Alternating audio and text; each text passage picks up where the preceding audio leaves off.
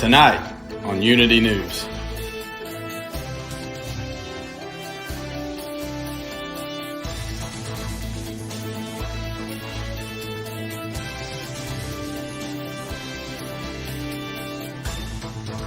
Unity News returns with a very special guest.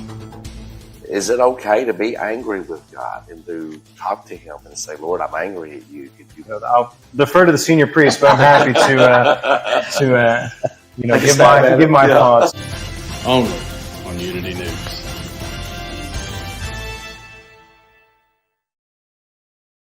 Hello, I'm Danny Ellis. And I'm Claire Garrett. And the October episode of Unity News starts now.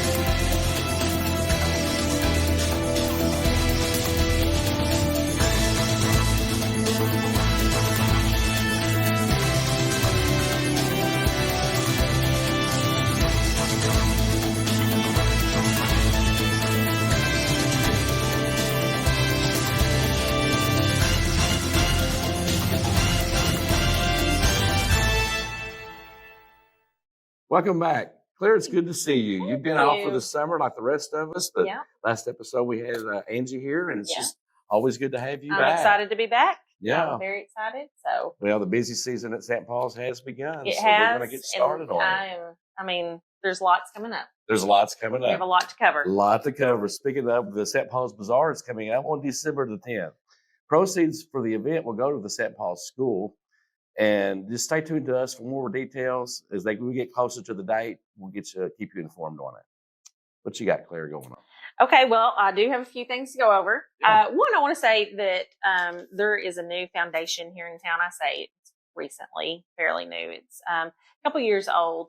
And my sister is, she's on the board, and there's others, Kelly Blackwell and others that are on the board, and Brittany Harwell and such. And so anyway, it's called the Growing Minds Foundation, and they had a fall festival this past weekend, and it was beautiful. It was great. The proceeds go to help those children with disabilities and to get things that insurance actually don't cover. So it'd be like wheelchairs and wheelchair ramps and things like that.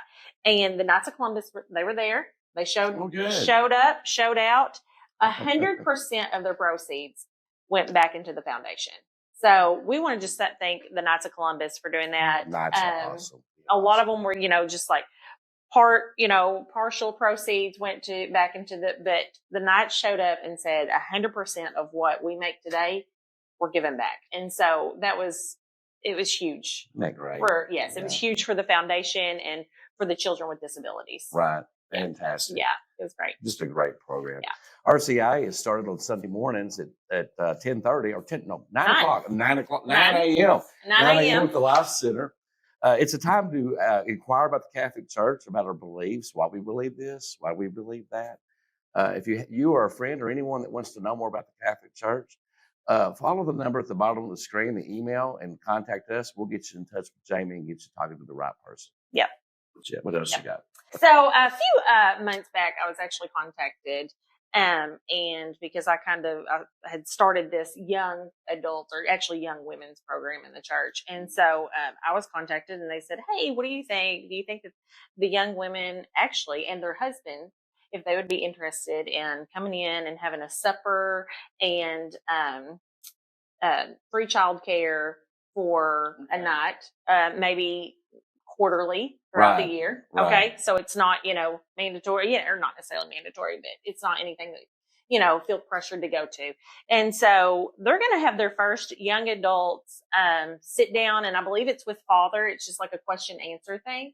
The elders of the parish, those women are actually going to be cooking supper for us. Oh. They're going to be providing the child care.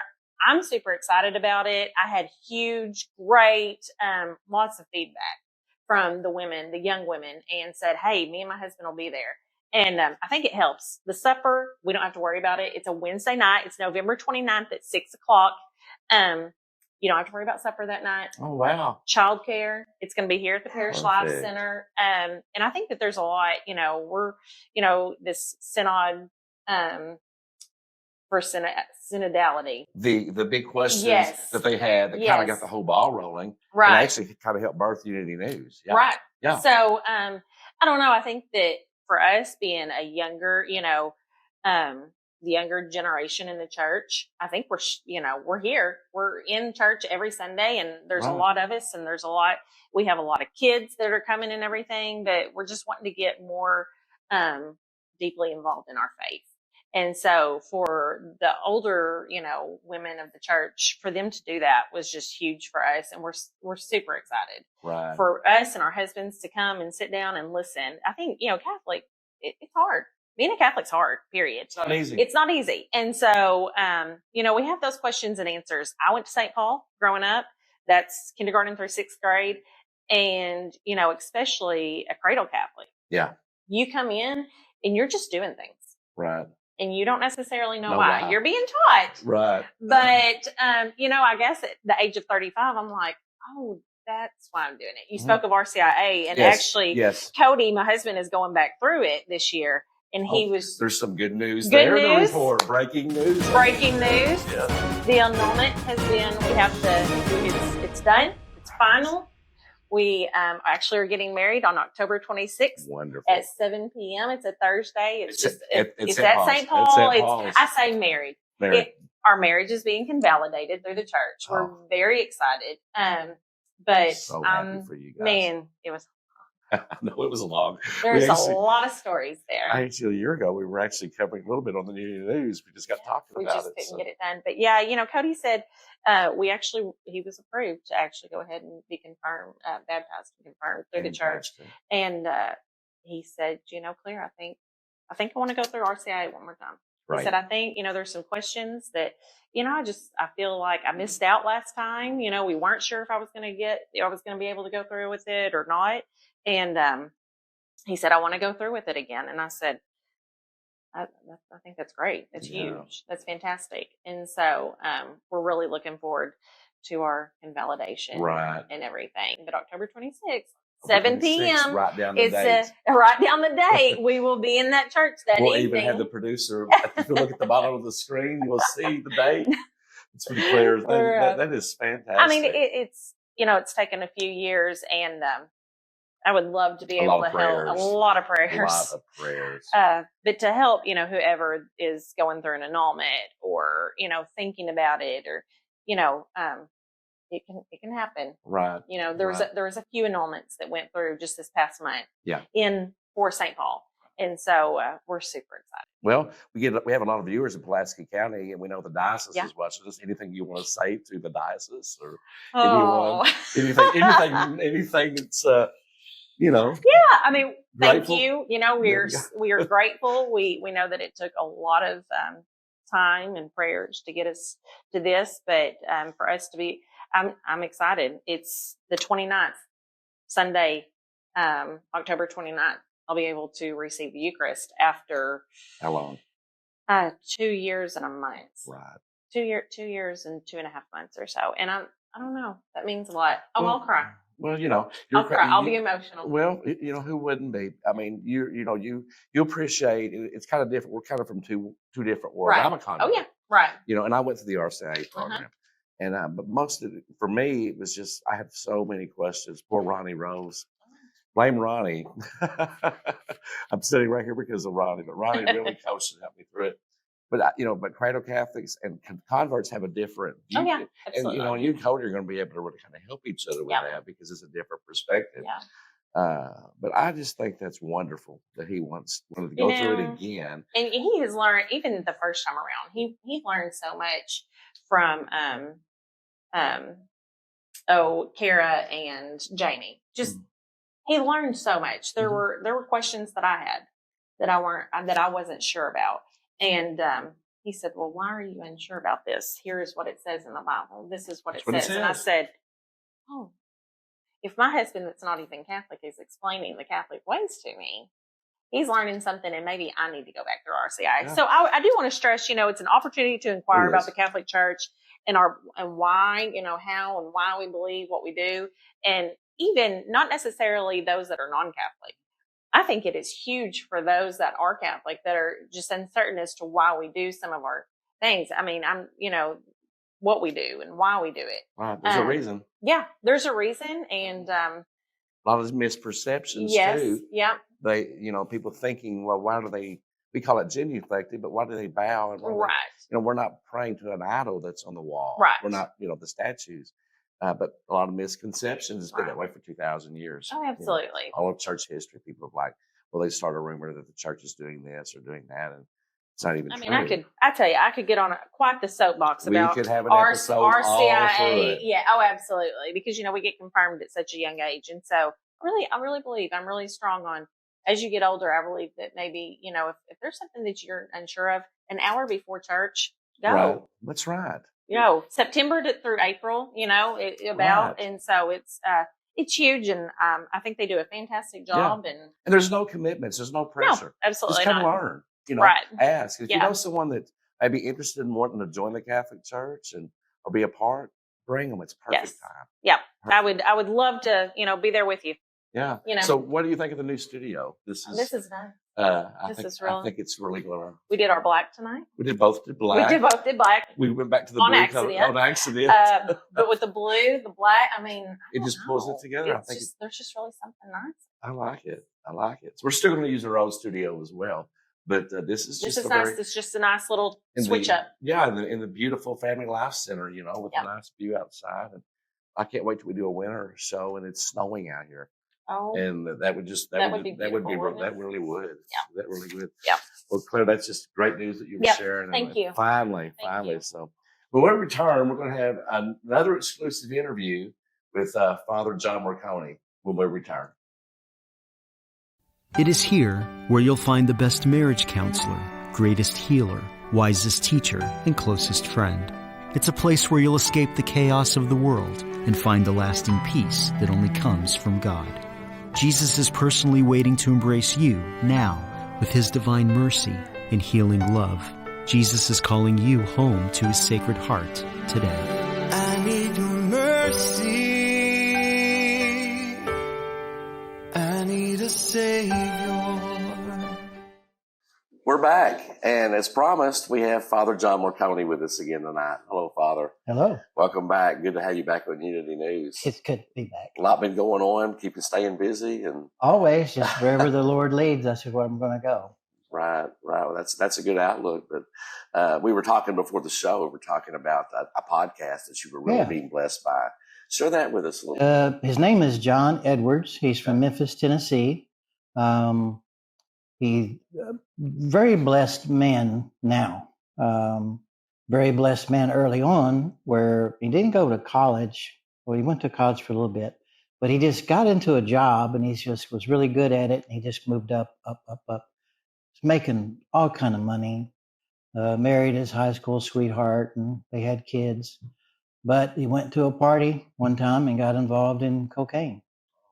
And he just couldn't shake that demon in his life. And somehow he was able to function for so long with that. I don't understand how people can do that, but he did. And finally, eventually he got caught trying to get some cocaine drugs. Police were staking it out and they captured him. Found himself in jail, but anyway, he tells his story. But when he came out of that moment of jail, healing began to take place, mainly because of his father and his wife. The love they showed him just melted him down. And from that day on, he gave himself to Jesus and just kind of left his work behind and started telling people his story. Started this men's group. The next thing you know, now he's got a podcast called A Guy in a Pew. And he just tells a story, but also some things he's learned about things we need to be doing to help us to grow in our faith, to protect us against any kind of harms and evil. So the podcast has been going on for a long time. You can go online now and check it. Yeah, he's been trying to get me on his too. So I haven't made it yet. He's got a Holy Land trip planned with Father Larry Richards. I think he's a great priest, and he knows all the big speakers, and he can get a lot of big names in. But one of the things he does is parish missions. And mainly he reaches out to the men of the parish, but he tells a story, things we have to do, and then he tries to get men together to pray together, and iron sharpens iron.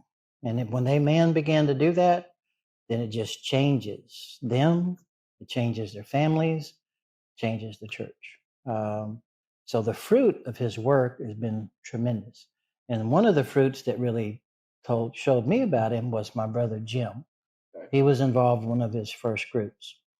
Jim's always been just a great guy, hard worker, but I could notice something in a couple year period that he just was more at ease, and he was more faith filled, and he was talking more about Jesus than he ever talked about before. And he was talking about things he was learning. I said, "Where are you getting all this?" Because I said, "From my friend John Edwards, I've been telling you about.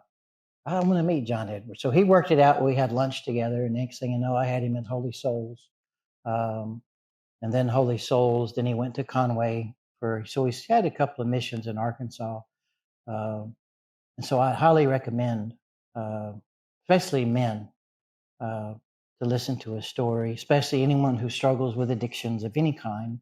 And we know that it's everywhere. I think 1 out of 3 people are affected by some form of addictions, and it is possible to be free from it and from those strongholds if we just have faith and believe and know the power of love can overcome all things. How do you find him? How do you find his well, I think you just punch up a guy in the pew on your computer, and it will go. And it's from Memphis, Tennessee, so he's not that far away from here. Right. And then he'll have events where he's going. I know his Holy Land trip is on there. He's even asked me to think about a trip with him pretty soon. And I said, "Oh, okay."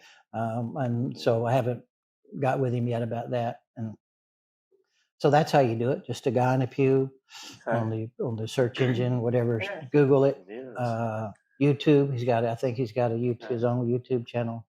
But again, powerful message. Does he do missions?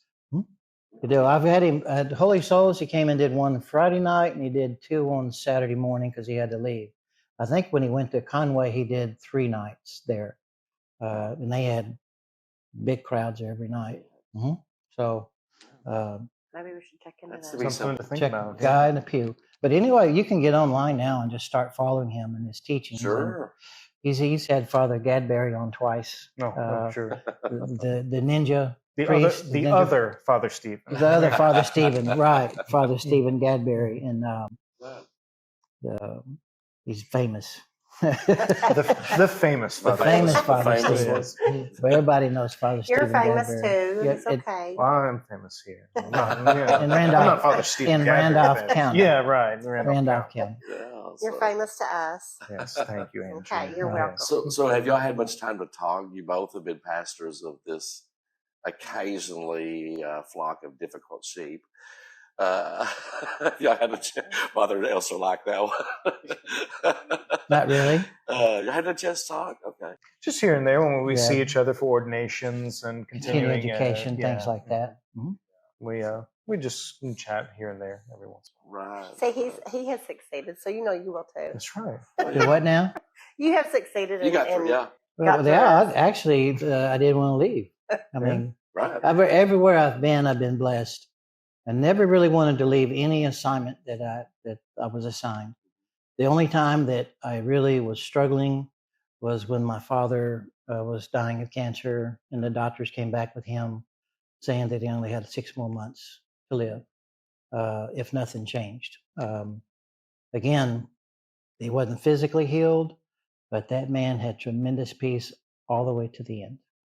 So God blessed him in a different way, and I had to learn that. And so that was the only time that I asked the bishop to do something, because emotionally It was hard to get through Mass. Challenging. Sure was. And then, so the bishop sent me to Benton. Deacon John Duke was able to help run the parish while I was going home a lot back and forth, Dad's treatments. And then, my dad didn't have much of my time. I wanted to spend much time with him as I could. And he died that Christmas Day, 94. Oh gosh. Yeah. Wow. So, but God was in that, the whole thing. I mean, it was just a beautiful, beautiful service. Actually, someone came up to me and said, Father, I don't know if this is a good thing to say or not, but I'd like to die and have a service like that. He said, that was the most uplifting and beautiful service that I've ever attended. I mean, so. And he passed on Christmas Day? Christmas Day. I think he waited for all of us to get home. I'm sure he held out to the very end just so we could come back. So, but yeah. Mm-hmm.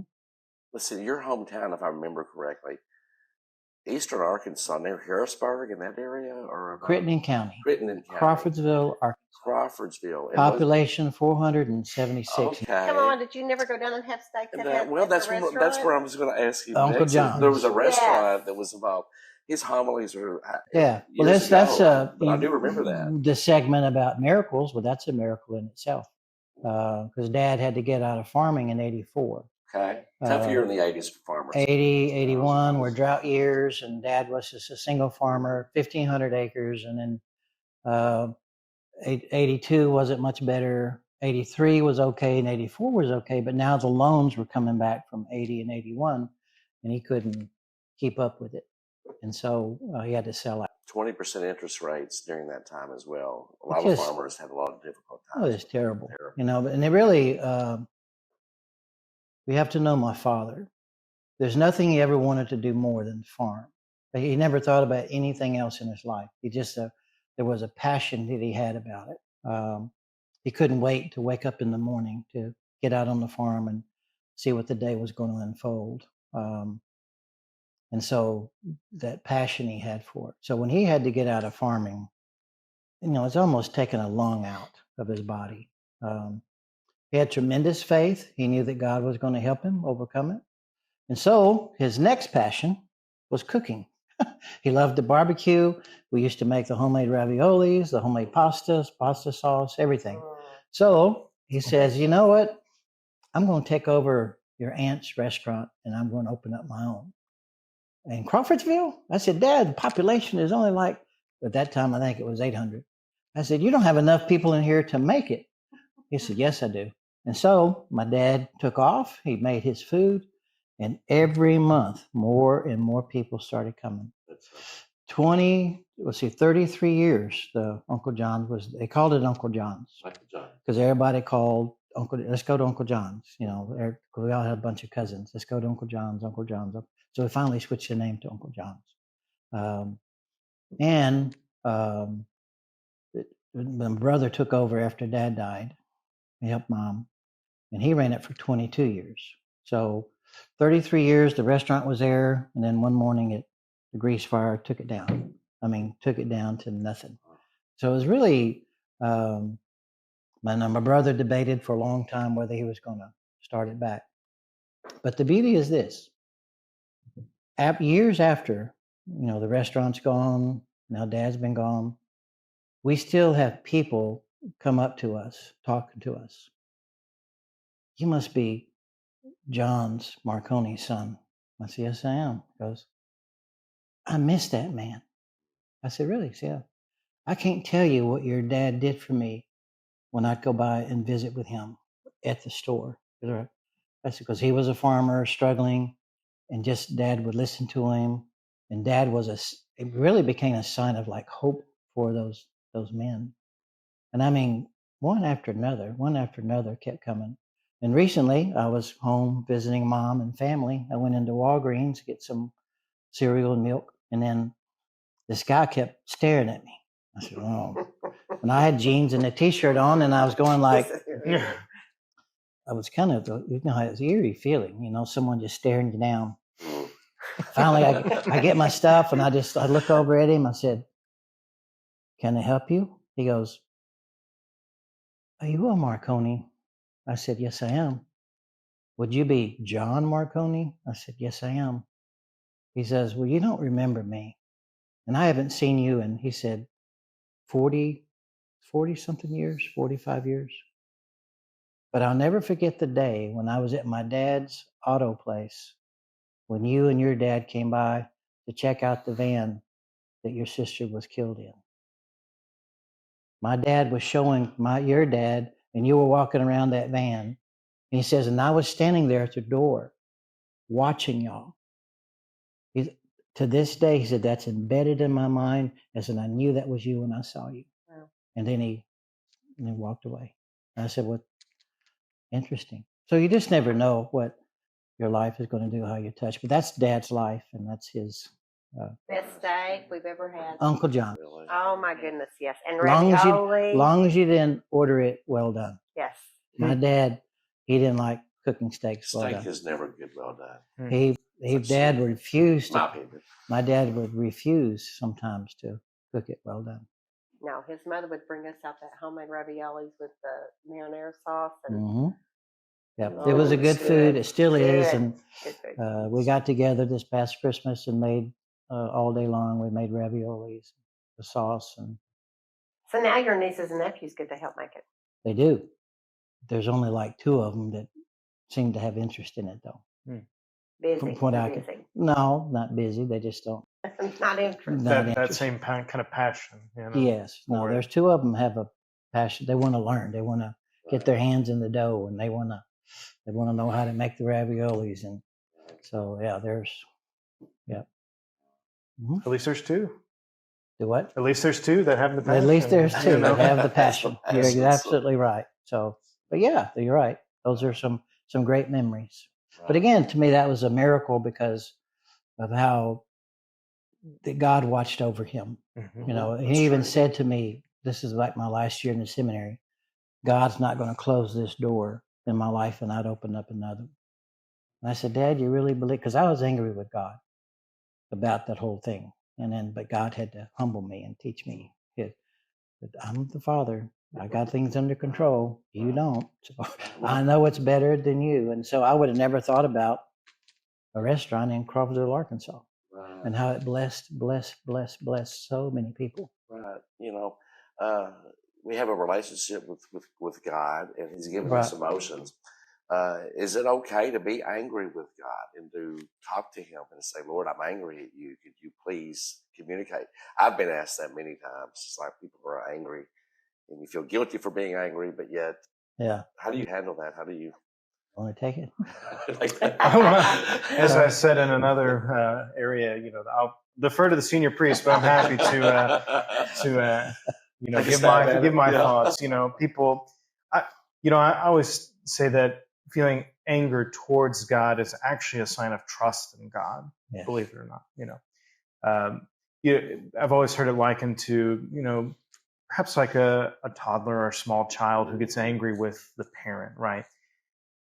There's an implicit foundation of trust that this child is able to get angry with the parent and able to express that emotion without fear of the parent's going to leave, or, you know, because if there was a kind of almost a fear that, you know, my parent's going to leave me if I upset him or her or something like that, then the child won't get angry for kind of out of fear. But being angry towards the parent shows this deep trust in the parent. And I think the same thing with our own prayer life. When we allow ourselves to express that anger towards God, it really shows a trust in God. It shows that we're able to be vulnerable with God, to show forth our true emotions, kind of really who we are. So, you know, I think, of course, we have the sense of we shouldn't be angry with God. You know, He's blessed us with so many things and all that good stuff. But at the same time, you know, there are things that naturally cause us to be angry, and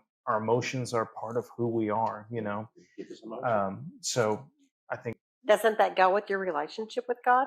I mean, just like when Yeah, you get mad at your spouse, Sure. isn't it kind of the same? Or a parent. Right. Or your parent? But God is a lot bigger than our spouse. He's a big God, and He can take it, and He loves us. Period. You know, He proved that by giving His Son Jesus, and Then recently we had the prophet Jeremiah. I love prophet Jeremiah when he says, "You tricked me, God. You seduced me. You tempted me. I'm doing your work, and here you are. And now I've got nothing but derision and hatred and filling in the well." And this, he said, "Come on, hey, what's going on?" But he never lost faith in God, and he always gave himself back to the Father. Because anger is going to be part of it, of our relationship. Even some of the Psalms even express that. And we also got that first reading from Sirach. We recently heard of the person who grasps onto anger, right? Wow. So it's kind of a balance. We, yes, are allowed to express our anger and our emotions and everything, but especially anger, we have to be careful not to really grab onto that anger, or indulge that anger, or keep it going, because let it go. Kind of letting it go at some point. Doesn't forgiving come in there also? Because you got to forgive him for taking your loved one, or that's just There's part of it, nature. right? Part of the grief steps, anger is one of it. And yes. And eventually forgiveness will take place. I had to ask for his forgiveness when I got mad at him for not hearing my prayers of saving the farm. But he had a better plan, and I just couldn't see it. He was already working on that, and I couldn't see it till after the fact. And then once I realized what God was doing, then I went to the church and knelt down and poured myself before the Lord and sought his mercy, and then thanked him for being the God that he is. And taking care of my family. So now I trust him more. I get mad every once in a while, but it's not too much. He's probably not one we really need to get mad at. But you got to be open and honest in your prayer life, and that's one of the things too in our prayer. We were talking about prayer earlier. It's a friendship, and I would encourage people to find that time to talk to God, but more importantly, to learn to listen. And I know y'all heard me say many times, God gave us one mouth and two ears, that we should listen twice as much as we talk. Wow. So I do that in prayer? Like when I do my morning prayer, evening prayer, it doesn't last, sometimes it'll last 10 minutes or so, but then I try to give God another 10 minutes of just listening. Most of the time. Well, there's sometimes it don't work out. Right. Well, the producer just told us we're out of time again. We can just continue this conversation on, but unfortunately we don't have the abilities to do that. But anything you want to add? Anybody want to add anything? Anything, Angie? No, I'm good. Okay, good. Well, you usually like to talk, so I didn't. Quieting down, thank you. Yeah, she has. She's quite done quite a bit. So. Well, Father, it's always great to have you, and look forward to having you back. There's always an open invitation. Thank you. For you to come on Unity News. But anyway, to our viewers, I want to thank you for watching this episode, and we'll see you on the next episode of Unity News. Until then, God bless. Goodbye.